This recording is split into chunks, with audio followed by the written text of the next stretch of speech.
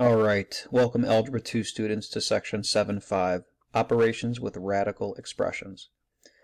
So simplifying radicals, there are two properties. The first, the product property of radicals.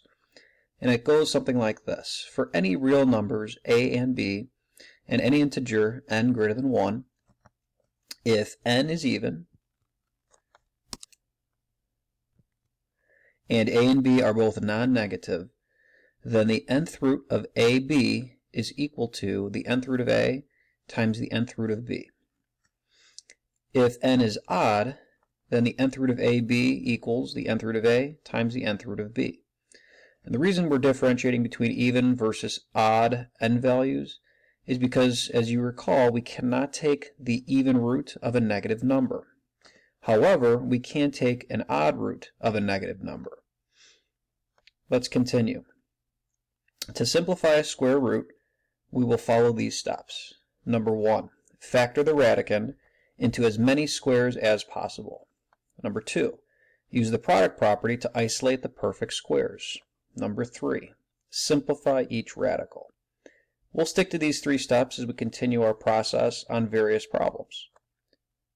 The second property we're going to take a look at here is the quotient property of radicals. For any real numbers a and b not equal to 0, and any integer n greater than 1, the nth root of a over b is equal to the nth root of a over the nth root of b, if all roots are defined. Now this particular property is very nice in various examples, as we'll see in a little bit, because you can actually write one single root or radical as 2 separate. And depending upon the problem, this is going to be more advantageous as we will see in our continuation. To eliminate radicals from a denominator or fractions from a radicand, multiply the numerator and denominator by a quantity so that the radicand has an exact root. I'm going to write the word rationalize.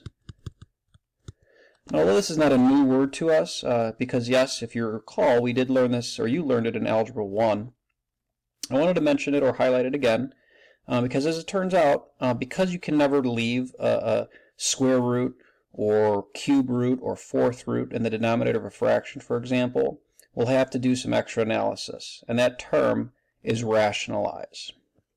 Example 1. Simplify the cube root of negative 6a to the 5th b to the 7th. I'm actually going to make a correction here. This is actually technically supposed to be negative 16, so let's make a note of that.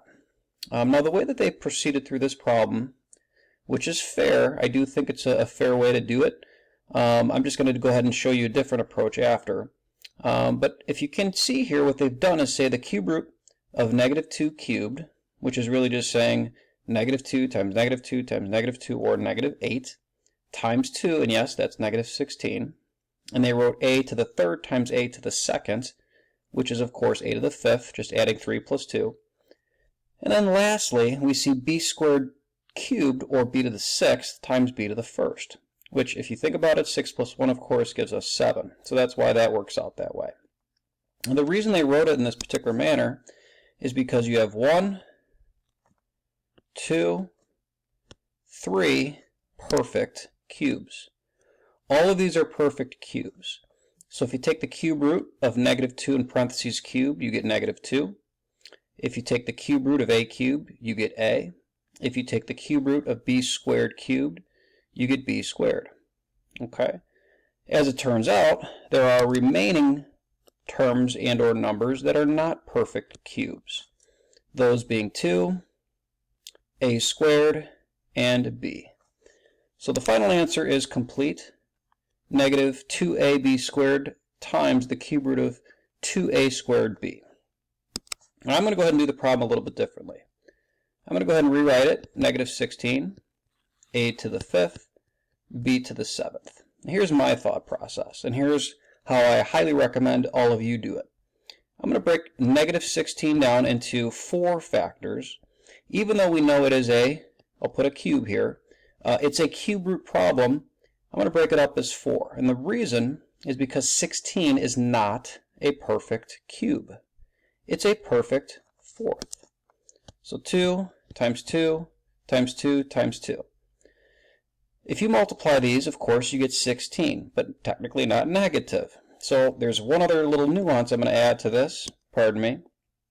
One other little nuance, and that is negative, negative, negative. The reason I'm doing this is so that I can highlight three of the same number, which, of course, if you multiply negative 2 times negative 2 times negative 2, you get negative 8. And then negative 8 times 2 gives us the negative 16 that we had in the first place. So, again, we do have a perfect cube right there. I've kind of highlighted or boxed it in. That perfect cube will then be taken a look at in the next step, the cube root of which we'll see is very nice. The 2 there is not something we can pull out of the root. A to the 5th. Let's break that down a little bit differently. Okay. A to the 5th is a perfect fifth. So A times A times A times A times A. Okay. Now keep in mind, we don't want a perfect fifth. We want a perfect cube. So I'm only going to box in 3 that are the same. The remaining 2 actually are going to stay as is under the root, just like we saw really with the 2. Okay, except of course there's 2 A's and not only 1. Last but not least, we'll do the same thing with b to the 7th. I'll do it a little bit differently this time. Let's consider the fact that 7 is not divisible by 3, but what we can do is we can actually see what number maybe is super close to 7 and divisible by 3. That number is b to the 6th. And here's how I'll write this. I'll write b to the 7th as b to the 6th and b to the 1st. And b to the 6th, well, heck, that's b cubed and b cubed.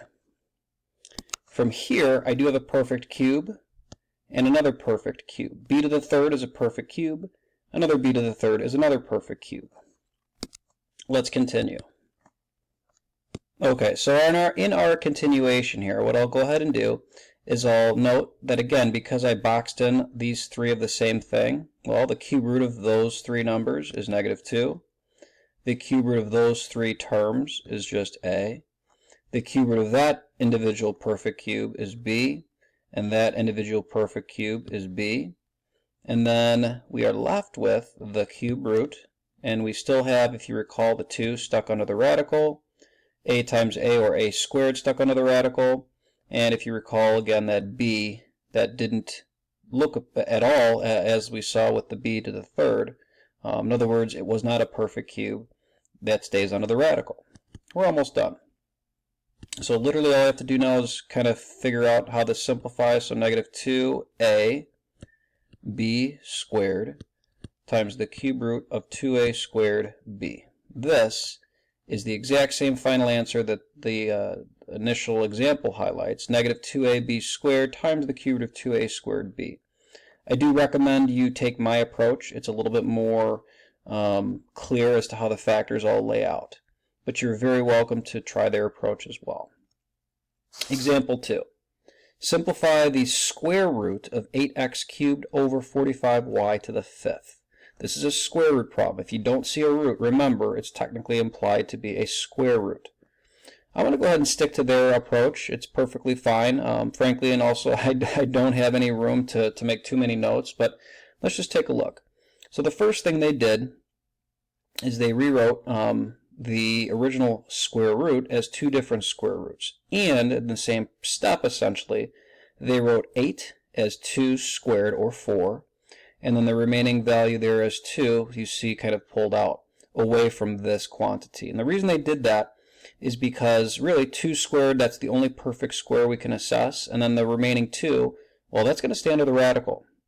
If you were wondering where the x came from, well, x squared, that's a perfect square. And the remaining x is not a perfect square. So if you think about it, x squared times x, that's x cubed. In the denominator, we're looking at a similar approach. 3y squared squared. That comes from the fact that 45 is 9 times 5, 3 squared being a perfect square. Y squared is also a perfect square, and really it's y squared squared. So y to the 4th, and y to the 4th times y to the 1st is y to the 5th. We'll assess that perfect square the next step. As you see, they split things up. This is now the product property. The square root of 2x squared times the square root of 2x, all over the square root of 3y squared squared times the square root of 5y. Next, 2x quantity squared, because that's a perfect square, we can easily take the square root and get 2 absolute value of x.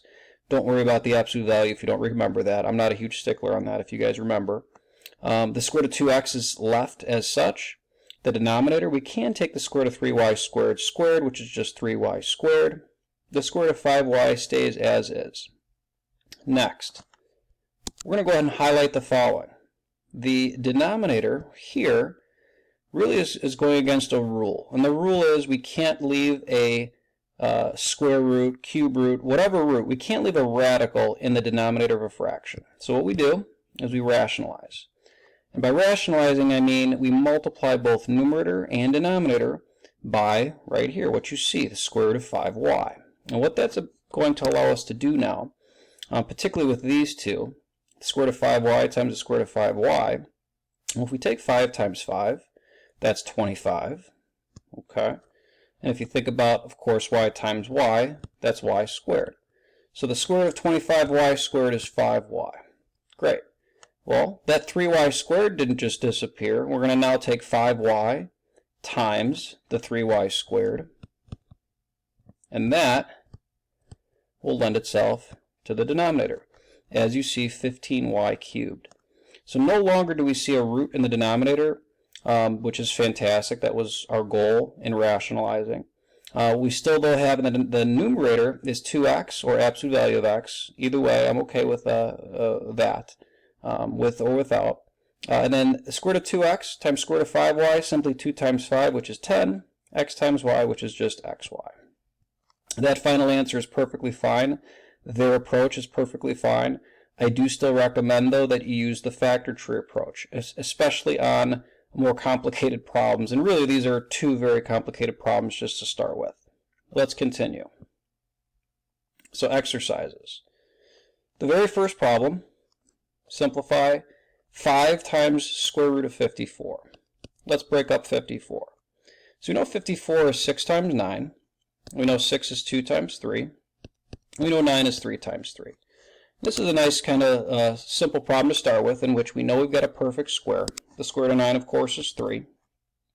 When we take the square root of 9, we get 3, but of course that 5 is still there, so 5 times 3, that being 15, and we're left with 6 under the root, because 6 is not going to have any numbers that, as you see with factors of 2 and 3, are perfect squares. Final answer, 15 root 6.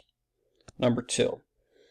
This particular fourth root is a notch above, certainly number 1. It's a fourth root where if we look at 32, now I could try to break 32 into 4 different factors, but let's try this instead. A little bit of a different approach. I'm going to take 32 and break it up as 16 and 2.